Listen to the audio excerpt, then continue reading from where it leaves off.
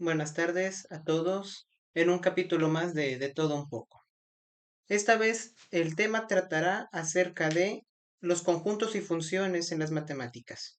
¿Qué es una función? Esto tratará principalmente el tema. ¿Qué es una función? Muy bien, una función es la regla que relaciona dos conjuntos, un conjunto de entrada y un conjunto de salida.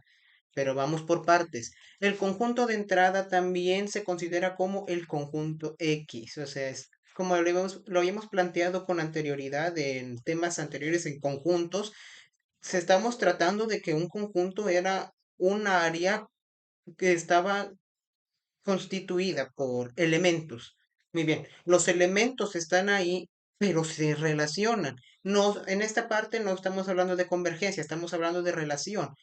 La relación que siguen ellos para unirse es un criterio. Ese criterio es el que decide principalmente qué parte del conjunto de entrada se relaciona con tal parte del conjunto de salida o qué parte del conjunto X se relaciona con el conjunto Y. Para contextualizar un poco sobre el tema y empezar a entenderlo de forma visual, hice este trazo. Algo así funcionan las funciones, de esta manera, básicamente. ¿De qué se trata? Muy bien, supongamos que una función es una máquina o de una fábrica, digamos. Estamos en un proceso, el proceso es de cambio, el proceso es de mejora o como queramos hacerlo. Pero oye, hay que captar un punto. Estamos tratando de que esta máquina es función. ¿Qué es una función entonces? La función es la máquina. Contextualizando. A esta máquina se le adentra el conjunto X. ¿Cuál es el conjunto X? Un conjunto de elementos, variables, números. Pueden ser algunos elementos extras que no sean numéricos, pero ese es otro tema.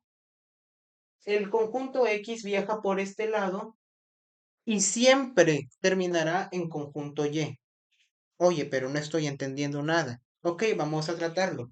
Digamos que en el conjunto X ponemos un 5. Muy bien, es un 5. El conjunto X es un 5. Pon un 5 en la máquina y ¿qué dice la función? La función dice lo siguiente, puede decir que X al cuadrado. Oye, ¿y qué es eso? Eso es lo que decide el reglamento, es la regla que sigue esta máquina, es a lo que la máquina está programada. La máquina está programada que cada vez que reciba un número, lo pondrá al cuadrado. ¿Por qué? Porque sustituimos. La X, que es esta, se sustituye conforme vayan adquiriendo nuevos elementos o componentes. En este caso es 5. 5 al cuadrado, ¿cuánto es 5? 5 multiplicado por sí mismo sería 25. ¿Eso qué significa? La máquina trabaja adquiriendo el 5 y nos da como resultado 25. Es algo tedioso, es algo curioso, como lo explico, pero si tuviéramos un poco más de imaginación y empezáramos a ver el tema de forma contextual, no es tan difícil entenderlo cuando sabes y te imaginas. Bueno, personalmente yo, que funciona como una máquina de este tipo. Una máquina que está diseñada para obtener a X y sacar Y, pero cada cosa que obtenga de X tiene una función, tiene una regla. Esta regla es el criterio, requisito, característica que tiene que poner para cambiar, moldearla y sacar este resultado. La función es la regla que usa la máquina para hacer que X salga en Y. Eso es básicamente lo que se trata, pero lo analizaremos más a profundidad en este momento. La primera pregunta que se nos pone es la siguiente. Si consideramos las siguientes gráficas, las siguientes representaciones que tenemos acerca de los conjuntos, ¿qué tipo de función son? A ver, planteando principalmente esto. Existen tres tipos de funciones. Están las inyectivas, sobreyectivas y biyectivas. ¿Cuál es cada uno? Inyectiva. Digamos e imagínense lo siguiente. La inyectiva es aquella donde se une un solo elemento del conjunto, digamos esto. Los que están del lado izquierdo son el conjunto X y estos del lado derecho son el conjunto Y. Bueno, la inyectiva es básicamente lo siguiente, que cada parte del conjunto X tenga uno solo, uno o menos, o sea, cero o uno de relación con otro. Es decir, se tiene que relacionar un elemento de X con un elemento de Y o ninguno, digamos de esta manera. Si digamos, oye, tengo dos elementos de X que se relacionan con un elemento de Y. No, no se puede, no es inyectiva. ¿Por qué? Porque estamos buscando este criterio. Solamente puede ser una función inyectiva si se relaciona un solo elemento con uno solo, no más. Puede ser menos, pero no más. El uno es el límite total de la inyectiva. Está la sobreyectiva, que es básicamente lo contrario a esta. Pueden existir dos. Acepta como mínimo una relación. Puede haber una relación con este y una relación con el otro, siempre y cuando en ambos conjuntos exista una doble relación, una relación donde elemento tal y elemento tal de X se relacionan con un elemento de Y. Con eso, y ya tenemos en mente que es una sobreyectiva siempre y cuando cumpla con el siguiente criterio. No tiene que sobrar absolutamente ninguno. Ninguno tiene que sobrar de ambos conjuntos. O sea, no puede haber un elemento del conjunto X y el del conjunto Y que no haya sido relacionado. En ese caso, no es sobreyectivo aunque se hayan juntado dos y aunque se hayan juntado dos al elemento Y, no es sobreyectivo. ¿Por qué? Porque dejó uno vacío. En ese caso, damos a luz al tercero. ¿Cuál es el tercero? El tercero son los biyectivos, que es básicamente la unión de un inyectivo con un sobreyectivo. Es decir, pueden ser de varias formas siempre y cuando cumplan con los criterios de los inyectivos y sobreyectivos al mismo tiempo. Puede ser, digamos, de la siguiente manera. Un elemento de X se relaciona con un elemento de Y, pero en el proceso dejan a uno que no se relaciona, dejan a uno. Pero en el conjunto X se relacionan dos con uno del conjunto y esto crea algo distinto. ¿Qué quiere decir? Estamos diciendo que dos elementos del conjunto X se unieron con uno del conjunto Y. Cuando pasa esto, comúnmente decimos, oye, es sobreyectivo, pero no, hay uno que no se ha relacionado con ninguno y así se quedó. Eso significa que no es sobreyectivo, pero tampoco es inyectivo. ¿Por qué? Porque no porque hay dos elementos que se han relacionado con uno. Es imposible poder relacionarlo con un inyectivo, pero podemos analizarlo de la siguiente manera y decir, oye, si no es sobreyectivo y tampoco es inyectivo, ¿qué es? ¡Tarán! Es biyectivo. ¿Por qué? Porque está juntando ambos criterios, porque no entra en ninguno de ambos y entra como el tercero, que es los biyectivos. Es la primera actividad nos pide esto. Considerando esos tres tipos de funciones, ¿qué tipo de funciones cada uno? Analicemos con lo que hemos visto hasta ahora. En el primero aparecen tres elementos en el conjunto X y tres elementos en el conjunto Y. Vamos a nombrarlos así. Vamos a ponerlo aquí para no perdernos. Y ahora vamos a analizarlo. ¿Qué dice aquí? Acá hay un elemento del conjunto X que se relacionó con el conjunto Y. Bueno, hay otros dos que van aquí, miren, suben. Pero hay algo distinto. Lo que le decía, existe un elemento que no está relacionado con ninguno de ellos, pero, no le podemos decir que es inyectivo. ¿Por qué? Porque aunque sobró uno, aquí existe una doble relación. Dos elementos del conjunto X se juntaron con uno del conjunto Y. ¿Y qué decimos cuando no es ni inyectivo ni sobreyectivo? Exacto. Estamos hablando de una función biyectiva. Esa es la respuesta número uno. Ahora, esta pequeña gráfica nos dice lo siguiente. Cada elemento del conjunto X tiene una sola relación con el conjunto Y, una sola. El rombo con esto, la luna con esto y esto con esto. ¿Qué quiere decir? ¿Sobró alguno? No. Eso significa que no es sobreyectivo. No hay una doble relación, absolutamente no. Estamos hablando de que es solamente una relación por parte de X con uno de parte de Y. Eso significa que estamos hablando de, así es una función inyectiva. Así culminamos nuestra primera etapa y pasamos a la siguiente actividad. Este es el segundo tema. El problema dice lo siguiente, dada la relación Rn en relación con n, que cada natural le asigne su doble y dados los siguientes datos. A tiene dentro de ese conjunto, aquí vamos a ponerle, en vez de X y Y será A y B. Claramente ya sabemos a qué pertenece cada quien. A contiene 2, 4, 6, 8 y así sucesivamente. Son números pares. Y tenemos a B con los números impares. 1, 3, 5, 7 y así sucesivamente puros números impares. ¿Qué nos pide la actividad? Calcular cuáles serán las cantidades de las funciones siguientes de A y B, dado el siguiente dato. Ok, el dato nos dice lo siguiente que cada natural le asigne su doble. Es decir, cada número que tenemos aquí tendrá un doble. ¿Cómo podemos representar eso? Muy bien. Se representa de la siguiente manera.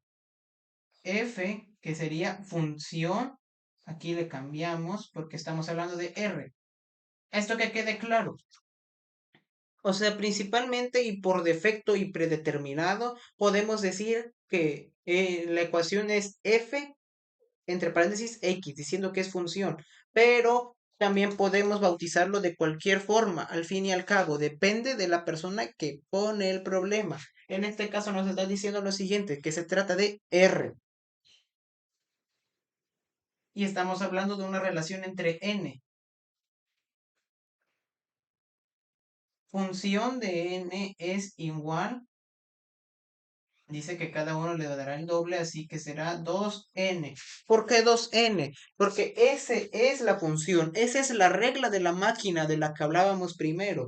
Le estamos asignando el doble. Cualquier cosa, cualquier elemento que pertenezca, ya sea a A o B, se le dará el doble, se multiplicará por 2. Así que hagamos lo siguiente. Dice que de A espera esto. Vamos a calcular los primeros 4 números que tiene cada uno. Vamos a plantear A con azul. A. Dice que dentro de A existen los siguientes elementos. Son puros números pares. 2, 4, 6 y 8. 2n. Muy bien. Aquí lo que cabe es la sustitución. ¿Qué podemos hacer con la sustitución? En vez de poner n, le asignamos el número. O sea, bueno, aquí en este caso, en el principio, r entre paréntesis n se queda igual porque estamos hablando de la función. Rn es igual a 2. Suplantamos, sustituimos n y le ponemos 2, que sería 2 aquí. ¿Correcto? Eso nos daría 2 por 2, ¿cuánto es? Es 4. Ese es nuestro primer dato. Muy bien. ¿Por qué le puse una coma? Porque hay que ahorrar espacio. La verdad es muy corto el pizarrón. Y vamos a ponerlo de lado, solamente sustituyendo este dato. ¿Cuál es el siguiente dato? Es 4. Ponemos, sustituimos la n por la cantidad que sigue. Ok, es 4. 2 por 4, ¿cuánto es? Es 8. 6. 6 por 2 es igual a 12. Correcto. 8. 2 por 8 son 16. Cerramos el paréntesis. No podemos seguir porque eso es extenso. Los números pares son tan infinitos como infinitos son los números.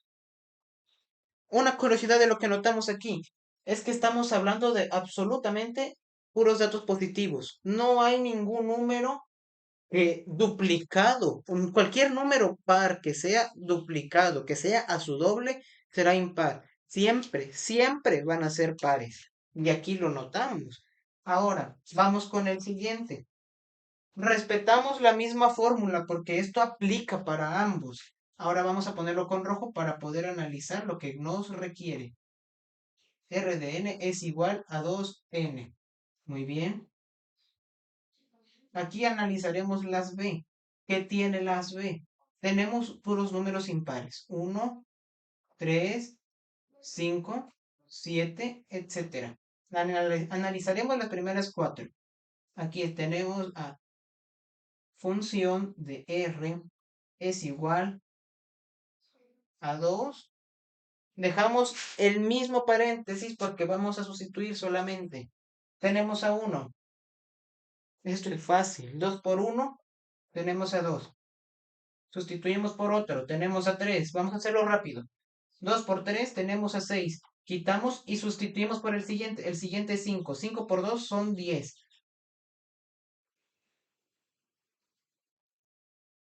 7. 2 por 7. Ok, aquí ya tenemos a 14.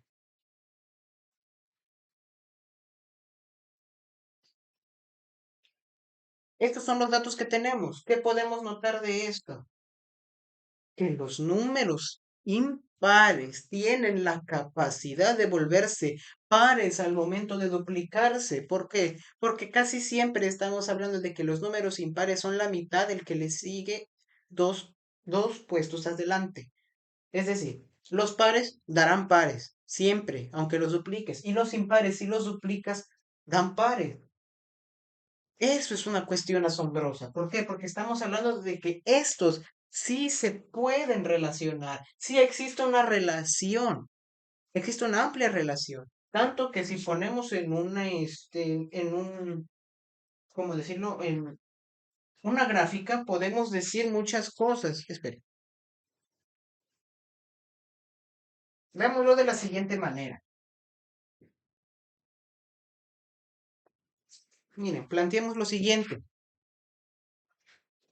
Si son números pares, fijamos entonces que esto es lo que le pertenece en sí a A y eso es lo que le pertenece a B. ¿Qué tenemos entonces aquí cuando los empezamos a duplicar entre sí? Estamos duplicando 2 y aquí tenemos 1, 3, 5 y 7, pero alto. Hay una cuestión que hay que tomar en cuenta. Sí podemos duplicarla y sí coinciden, pero hay algo que tener en cuenta. No podemos manipular los datos de B. O sea, sí podemos contabilizar de que, ok, sí, pueden coincidir. Si se duplican, coinciden. Pero el que juega aquí es A.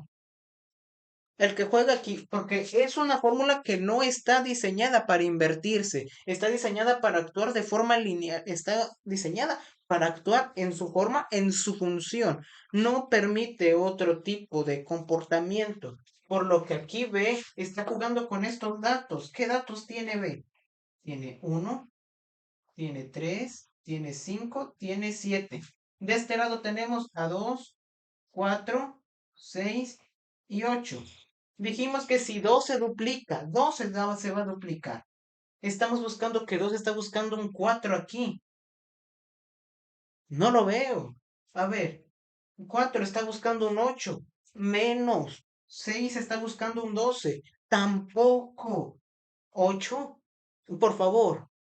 Estamos hablando de que B tiene números impares y A está jugando con números pares. En ningún punto, si aunque busquen en un diccionario y tarden más de 10 años escribiendo números al azar, intentando recapacitar esto, en ningún momento van a poder relacionar A con B. Si se relaciona, si se doblega, pero siempre y cuando se doblegue él. Pero si invertimos la fórmula, créanme que lo último que haremos será poder relacionar a ambos. Y eso es mucho. Así que así podemos decir que estos se pueden relacionar de la manera en que si B se pudiese duplicar antes de invertirse, podemos relacionarlos, pero así tal cual no existe ninguna relación porque los pares no se pueden relacionar con los impares. Como lo decíamos antes, estamos hablando de que si B se pudiese invertir, tal vez habría una oportunidad. Pues vamos a ponerlo a prueba en esta tercera parte. Tercera actividad. Dice que vamos a calcular la relación inversa de n con n dado por Rn, o sea, función de R igual a 3n. Es decir, ya no estamos duplicando, estamos triplicando. ¿Por qué? Vamos a multiplicar 3 veces la cantidad que nos llegue. Pero recordemos que así tal cual como está, estamos hablando de A. Pero quiere invertir. ¿Por qué lo quiere invertir? Porque ahora queremos hablar de B. A ver, hay que plantear algo. Si de este lado soy positivo, de este lado paso negativo. Si de este lado estoy negativo, tengo que pasar a positivo. Los signos igual, los números igual, y vamos a analizarlo. Función de R es igual a 3n. ¿Cómo los pasamos del otro lado? Esto se queda tal cual. Vamos a sustituirlo. Función de R es igual. En vez de, ¿cuál es lo contrario de la multiplicación? Así es, la división. Pasamos a hacer lo siguiente. N sobre 3. Ya no vamos a multiplicar la variable, no vamos a multiplicar el elemento por 3, vamos a dividirlo entre 3. Así ya no estamos hablando no estamos hablando del conjunto A, estamos hablando del conjunto B. ¿Por qué? Porque ahora queremos analizar qué tan prudente puede ser esto.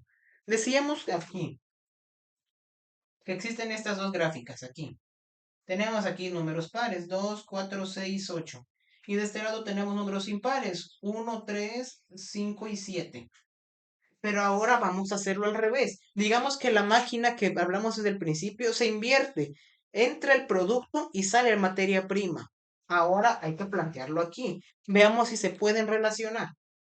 Queremos hallar la inversa, pero ahora es de 3. Vamos a tomar ahora uno de estos. Ya no se va a empezar con A, se va a empezar con B. Porque es un resultado. El resultado es el producto que la máquina desechó. Ahora quiero que ese producto que salió lo quiero pasar a materia prima. Así que agarro ese producto, lo meto en la máquina y espero que salga la materia prima, esperando que salga uno de estos. Uno. Muy bien, suplantamos aquí, sustituimos.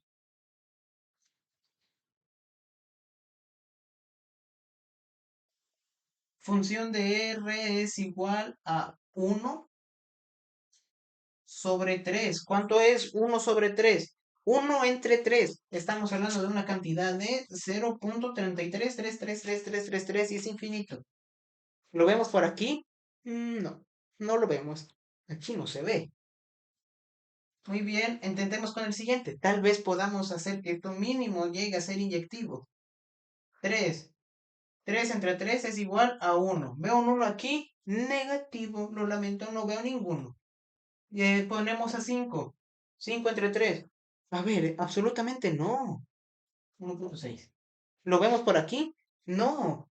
No lo vemos. ¿Por qué no lo vemos? Porque estamos haciendo esto. Aquí notamos en este problema que aunque invirtamos los datos, B jamás logrará acceder a un dato que tiene A. No puede. ¿Por qué? Porque se está tratando de dividir, pero cualquier número impar dividido entre 3 dará un número impar. Lo quieran o no lo quieran, va a dar un número impar. ¿Por qué? Porque estamos sacando los múltiplos de los números impares. Y todo múltiplo de número impar es un impar. Por lo que no existe ninguna relación, ¿ok? Aquí no existe ninguna relación entre estos, porque ninguno quiere lo que el otro tiene. Es decir, esto no puede ser nombrado función, porque no existe ninguna función que logre relacionarlos. Cuarto problema, estamos hablando de lo siguiente. El tema nos dice esto. ¿Es posible calcular la relación inversa de R en relación con R, que a cada X se le asigne su X cuadrada? Vamos a analizarlo por partes. Ya no estamos hablando de los datos anteriores, estamos hablando de datos nuevos. ¿Y qué datos nos dan? Ninguno, pero nos está diciendo que nos está planteando el problema. ¿Cómo lo llenamos? Nosotros decidimos, porque lo que queremos lograr es comprobar que sí se puede o no se puede relacionar la inversa de esta función. ¿Cómo lo hacemos? Dice aquí que función de x es igual a x cuadrada. ¿Por qué? Porque nos está diciendo que a cada x se le va a asignar una x cuadrada. Vamos a plantear esto de la siguiente manera. ¿Recuerdan los círculos que les planteé primero? Pues aquí también se puede plantear de la siguiente manera. Planos cartesianos. Es una manera espectacular de plantearlos gráficamente porque vemos cómo es que físicamente se distribuyen las líneas y los puntos en comparación con sus inversas o en comparación para poder analizarlo visualmente si es inyectiva, biyectiva, sobreyectiva. Se puede con solamente ver la gráfica del plano cartesiano. Vamos a verlo. Esta es la función, esta es nuestra función. Esto es lo que principalmente nos pide el problema. Vamos a ocupar unos, no lo sé, unos 5 datos. Ocupemos esto, siempre lo mismo. Menos 2, menos 1, 0, 1, 2. Oye, pero ¿qué es esto? Muy bien, por si no lo saben, vamos a sustituir X. X, como bien, vamos a hacer un viaje a la primaria, a la secundaria, y vamos a analizar esto. Este es nuestro plano cartesiano. Este es el eje Y y este es el eje X. ¿Qué planteamos entonces? Estos puntos se van a ubicar en el plano de las X. Pa, pa, pa, pa, pa. Aquí tenemos otro. Pam, pam, pam, pam, pam, pam, pam. Muy bien. Vamos a analizar los puntos aquí para ver visualmente cómo actúan las inversas. Es curioso, la verdad. Miren eso. Menos 2, vamos a buscar a menos 2 aquí. Recuerden, esta es la línea de los negativos. Positivo, positivo, negativo. Cuadrante positivo, positivo, cuadrante negativo, negativo, cuadrante negativo, positivo y cuadrante positivo, negativo. Recuerden que siempre X va primero al nombrarse y al plantearse. Muy bien. Podemos hacer una tabla de valores. ¿Cómo es la tabla de valores? Pueden hacerlo así, horizontal o vertical, como prefieran. Yo lo haré de forma vertical.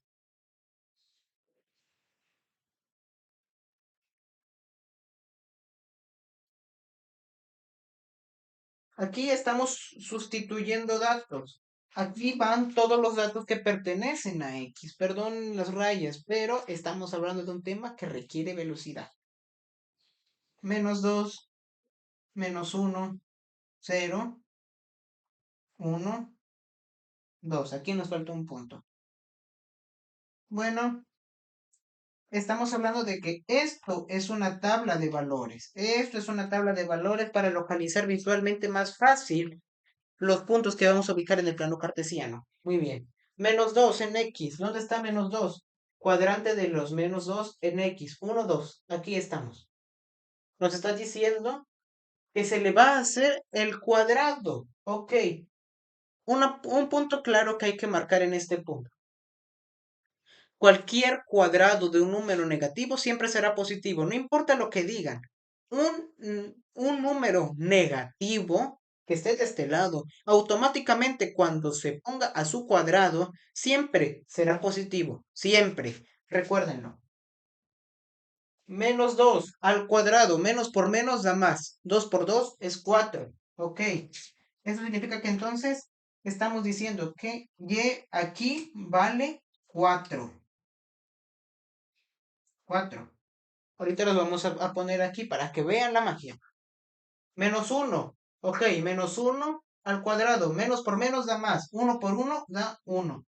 0 por 0 da 0. 1 por 2. Bueno, 1 por 1. 1 por 1 es igual a 1. Y 2 por 2 es igual a 4. Los mismos números. Eso se va a poner curioso ahorita que lo grafiquemos en conjuntos. Muy bien. Aquí nos dice que ubiquemos estos puntos, menos 2 y 4. Menos 2 del eje X y 4 del eje Y. 1, 2, 3, 4. Aquí estamos. 1. Menos 1 en el eje X. Estamos aquí. Y 1 del eje Y. Estamos aquí. 0. Nos ubicamos aquí en el centro. 1. Pero ahora estamos hablando de 1 y 1. Del eje positivo en el 1 y 1. Estamos aquí. 2. 2 del eje positivo de X, que está aquí, a la altura o rango de 4, que está hasta acá. Unimos los puntos y nos da esto. Es un arco. invertido, está algo así en cuanto a los positivos. Ok, ahora nos dice la pregunta, calcular la inversa, ¿cómo se ve? Visualmente la inversa es eso, poner esto que está así, ponerlo así. Eso es lo que queremos lograr. Entonces, ¿qué hacemos? Tomamos al revés los datos. Ahora los datos, en vez de poner la inversa, en vez de poner x cuadrada, será la raíz, que visualmente sería de la siguiente manera.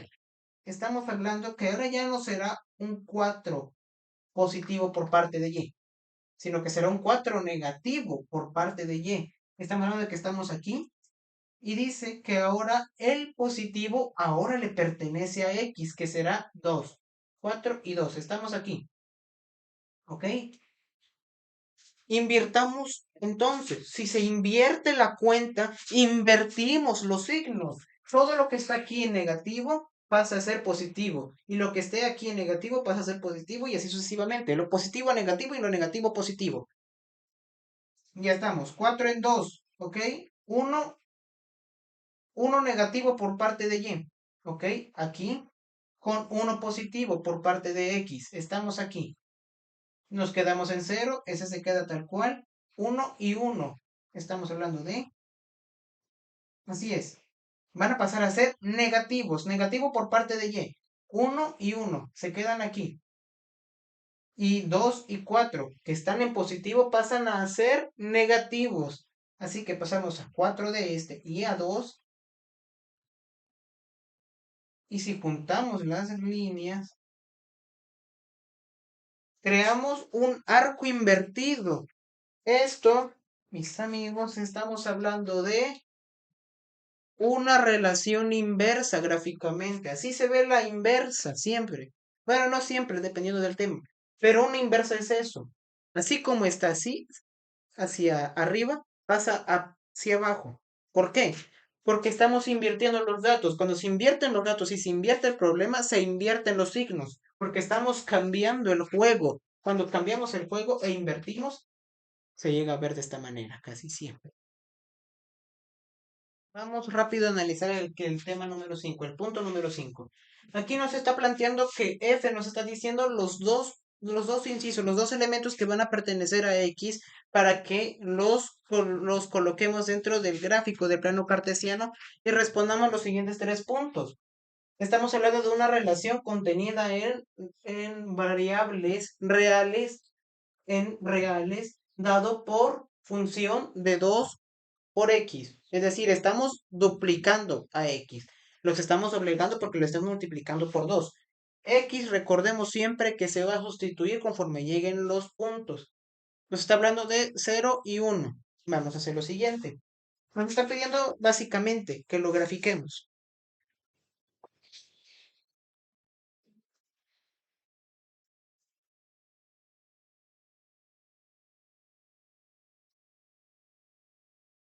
Es nuestro plano cartesiano, todo básico.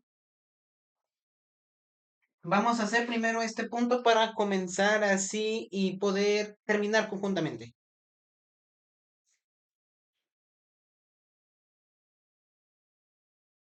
Este es nuestro conjunto cartesiano. ¿Qué es el conjunto cartesiano?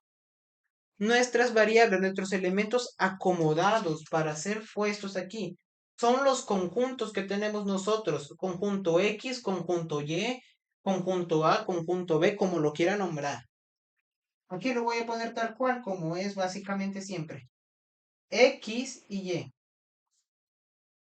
Este va a ser nuestro conjunto cartesiano. Muy bien, veamos esto. Nos dice que existen estos dos puntos, 0 y 1. Estos dos son los que nos da el problema. Dice que definamos el dominio. ¿Cómo definimos el dominio? Este es un dato. El dominio siempre va a pertenecer al eje X. El eje horizontal, ese es el dominio. ¿Por qué? Contextualizando un poco, podemos decir que nosotros tenemos dominio sobre lo que podemos ver. Digamos, no sé, un terreno, una vivienda, no sé, un trozo de cartón, no sé, ese es tu dominio porque es donde planteas tu poder, tu capacidad. Tu capacidad de dominio depende de lo horizontal, pero Ahora contextualizando el rango. El rango corresponde siempre al eje Y, el eje vertical. ¿Por qué? Vamos ascendiendo de rango. Contextualmente hablando, al ascender de rango no estamos ascendiendo de gateando, estamos ascendiendo hacia arriba. Es decir, vertical es rango, horizontal es dominio. Planteando eso, vamos a lo siguiente. Es decir, que 0 y 1 es lo que vale nuestro dominio. ¿Cuál es el valor máximo de este dominio? Es 1. De una vez podemos contestarlo. Ahora queremos saber nuestro rango. El problema dice que vamos a duplicar cada uno. Así que vamos a suplantar x de 2x de la función por los valores que nos asignaron aquí. Suplantamos, sustituimos x, lo sustituimos por 0. 2 por 0, a ver, por favor, eso es básico. Cualquier número multiplicado por 0 da 0. Es decir, que este punto irá en el centro.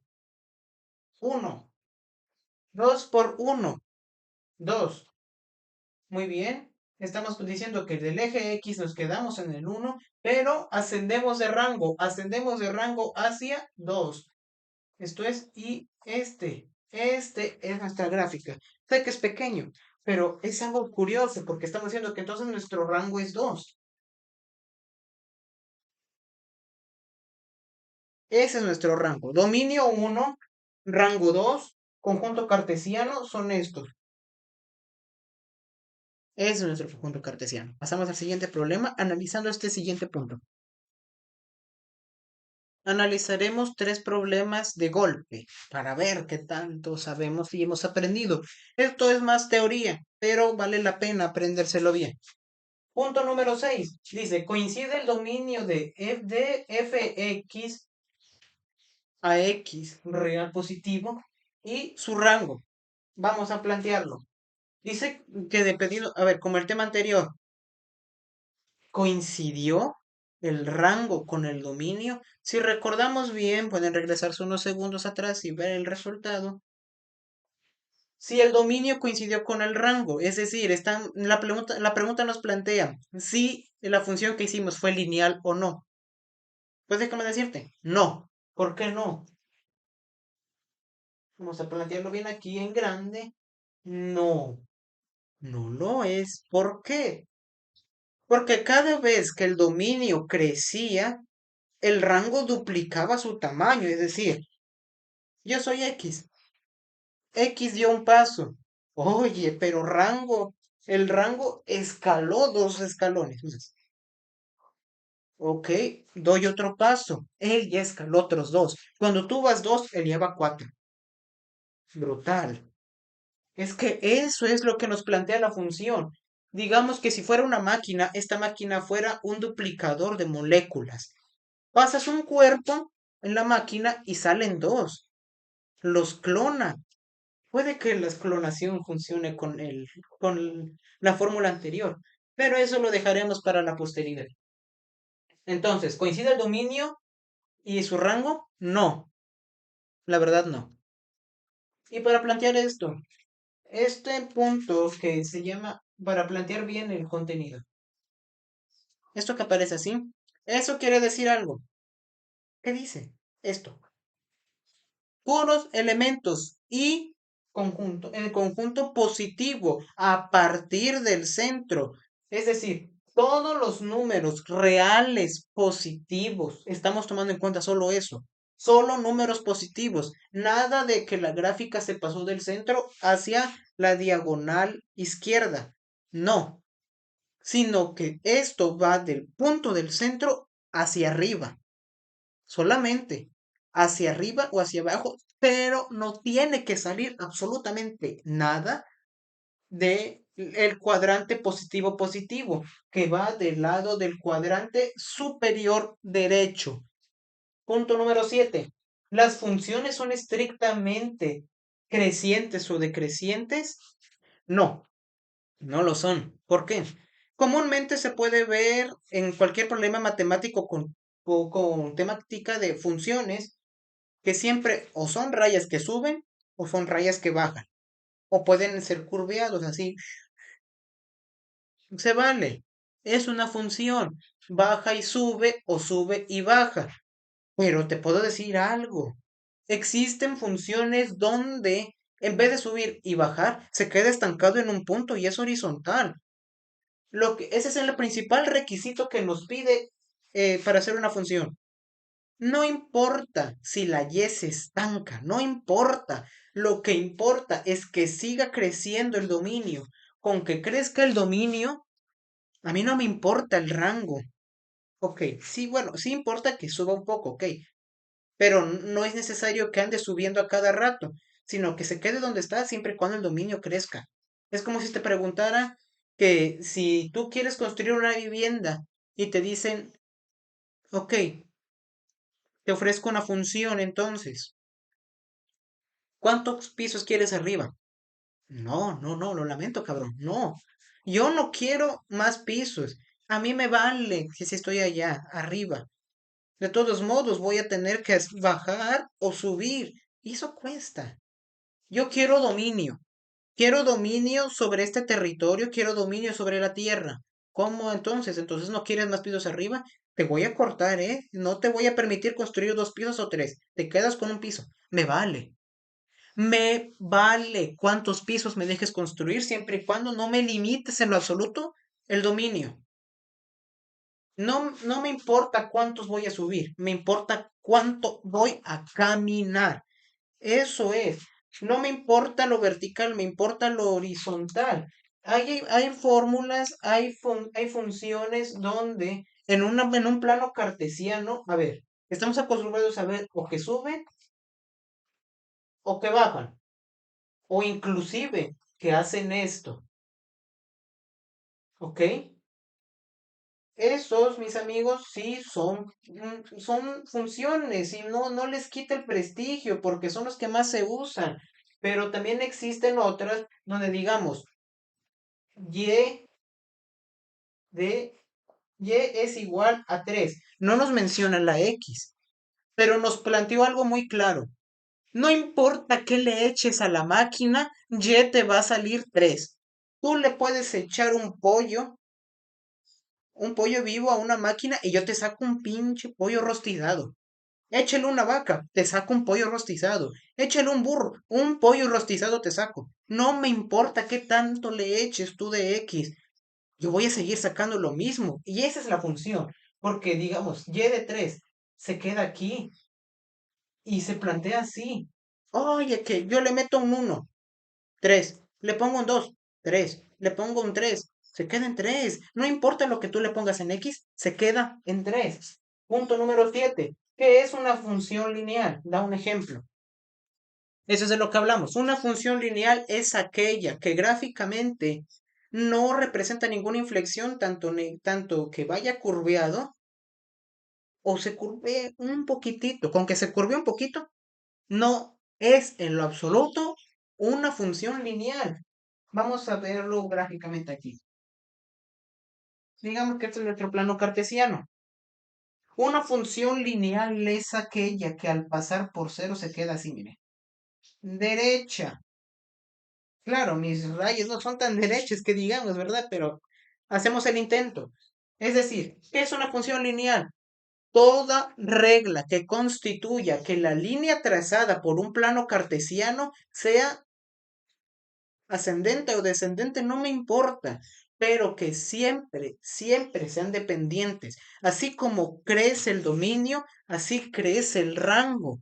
Si aquí doy un paso, subo un escalón. Si yo doy dos pasos, subo dos escalones. Eso es. ¿Qué es una función lineal? Da un ejemplo. Ok, vamos a hacerlo de volado. Vamos a dar un pequeño show, una función lineal. Algo lo más básico que podemos hacer. Digamos que en X tenemos a 1, tenemos a 2, tenemos a 3, tenemos a 4. Y en B tenemos los mismos. Tenemos a un 1, tenemos a un 2, tenemos a un 3, tenemos a un 4. Las funciones lineales son casi siempre inyectivas. ¿Por qué? Al 1 le va a coincidir un 1. Esa es nuestra función. 1 se le queda 1. Entonces el 0 se queda en 0. El 2 se le queda el 2. Inclusive le podemos poner en negativos y podemos ir hacia abajo si quieren. Pero no importa lo que hagamos, la relación es constante, la relación se mantiene, no vamos a ninguna parte, todo es fijo, ¿ok? Nos fijamos un punto entre X y así se queda. Y el trazo es lineal, es recto. El trazo se puede ver así o se puede ver así. Tú decides, pero siempre y cuando cumpla con ese criterio. O es recto. Inclusive, lo que les dije aquí, puede ser horizontal también, con que sea recto. Debe ser dependiente y debe de crecer constantemente y no tiene que persistir ninguna curva o ninguna imperfección. Últimos dos puntos de problema y vamos a culminar con lo siguiente. Punto número 9. Conjuntos. El conjunto imagen y el dominio que tienen las funciones lineales. Vamos a hacer lo siguiente, como les había dicho. El dominio es la parte horizontal del plano cartesiano. Estamos hablando del eje X, del eje de entrada, el eje que está aquí, el eje independiente, ese es el dominio. ¿Por qué? Porque el dependiendo del eje del dominio, dependerá el eje Y, que es el eje dependiente. Repitamos, el dominio de una función lineal son todos los números reales, tanto positivos como negativos, que correspondan al eje X. Entonces, ¿cuál es el conjunto imagen? El conjunto imagen son todos los elementos pertenecientes al conjunto relacionado dependientemente de lo que se constituye dentro del conjunto X o del conjunto independiente, son todos los elementos que están ahí. Es decir, los elementos que tenemos en X relacionados con los elementos que tenemos en Y. X que está, bueno, X está aquí, está a la izquierda. ¿Qué hace X? X es el dominio, X es la variable independiente. ¿Por qué? Porque yo decido con quién me relaciono, yo decido lo que yo, donde yo me quiera relacionar, lo que la función me diga dónde relacionarme, yo voy a crear ¡tarán! Otro conjunto, un conjunto y este conjunto Y corresponderá a un rango. Y lo que está dentro de ese rango se le dice conjunto de imagen. No todo, ¿ok? Sino todos los elementos que sí estén relacionados con un valor del conjunto X, del conjunto que sea independiente. Por lo que, haciendo breve esto, conjunto imagen toda variable o elemento que esté dentro del conjunto dependiente del eje Y. Dominio de una función lineal. Todos los números reales, tanto positivos como negativos, que seamos capaces de alcanzar en las variables de un conjunto X independiente. Punto 10. ¿Cuál es la gráfica de una función lineal? ¿Cómo es la gráfica? Ya se los había dicho. Es más, borremos lo de arriba y veamos cómo se ve.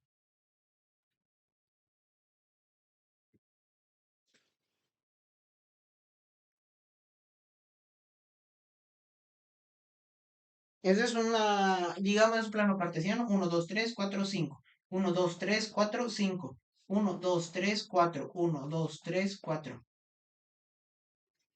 Una variable, una función lineal es aquella que gráficamente va recto. ¿Ok? Va recto, es inyectivo, tanto como me toca a mí. No dejo ningún punto vacío. Yo corro hacia arriba o hacia abajo o en horizontal. Puedo ser oblicuo o puedo ser horizontal. Ese rollo me corresponde a mí. Pero solamente siempre y cuando cumplan con ese requisito lineal, que sea recto. Puede ser oblicuo, ya sea así o así o inclusive así o así como prefiramos. La decisión es nuestra. Tiene que cumplir con ese requisito, tiene que ser recto, tiene que constituirse correspondientemente de la relación X y Y, no importa. hasta qué punto se quede Y, con tal de que el eje de dominio siga creciendo y haya un resultado coherente donde podamos definir, oye, sí o sí va a caer esto, o sí ya sé que todo lo que aparezca ahí será el resultado que me pertenece a mí. Ese es el punto final. Espero y les haya servido esta información y la resolución de estos datos. No sin antes despedirme y decirles a todos ustedes que fue un placer estar analizando este tema con ustedes. Los espero para el siguiente video y muchas gracias y hasta la próxima.